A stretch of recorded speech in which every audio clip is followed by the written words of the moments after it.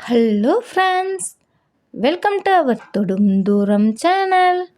நான் லாஸ்ட் வீடியோவில் உங்ககிட்ட ஒரு கேள்வி கேட்டிருந்தேன்.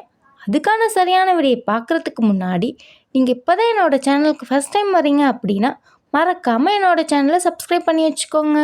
அப்போ தான் நான் போடுற வீடியோ உங்களுக்கு ரெகுலராக கிடைக்கும். ஓகே ஃப்ரெண்ட்ஸ், வாங்க இப்போ ஆன்சர் பார்க்கலாம். மாநில அரசின் 3 முக்கிய நிர்வாக பிரிவுகள் அப்படிங்கிற கேள்வி தான் கேட்டிருந்தேன். அதுக்கான சரியான விடை சட்டமன்றம், நிர்வாகத்துறை, நீதித்துறை. ஓகே ஃப்ரெண்ட்ஸ், இன்னைக்கான வீடியோக்குள்ளே போகலாம். ஒரு மாநிலத்தின் ஆளுநர் யாரால் நியமிக்கப்படுகிறார்?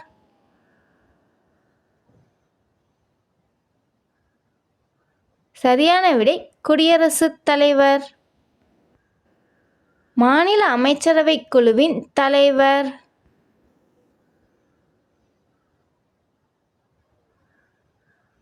சரியான விடை முதலமைச்சர். மாநில சட்டமன்ற கூட்டத்தை கூட்டவும் ஒத்திவைக்கவும் அதிகாரம் பெற்றவர்?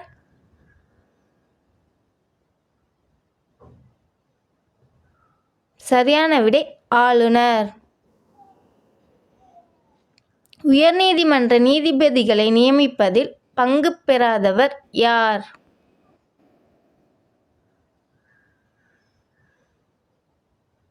சரியான விடை முதலமைச்சர். உயர்நீதிமன்ற நீதிபதிகள் ஓய்வு பெறும் வயது. இது உங்களுக்கான கேள்வி ஃப்ரெண்ட்ஸ். இதுக்கான விடையை நீங்கள் கமெண்ட் பாக்ஸில் சொல்லுங்கள் ஃப்ரெண்ட்ஸ். நான் கண்டிப்பாக ரிப்ளை பண்ணுவேன். Thank you friends. நான் போடுற வீடியோ உங்களுக்கு பிடிச்சிருந்ததுன்னா லைக் பண்ணுங்கள், கமெண்ட் பண்ணுங்கள், சப்ஸ்கிரைப் பண்ணுங்கள், பெல் ஐக்கானையும் ப்ரெஸ் பண்ணி வச்சுக்கோங்க. அப்போ தான் நான் போடுற வீடியோ உங்களுக்கு ரெகுலராக கிடைக்கும். பாய்.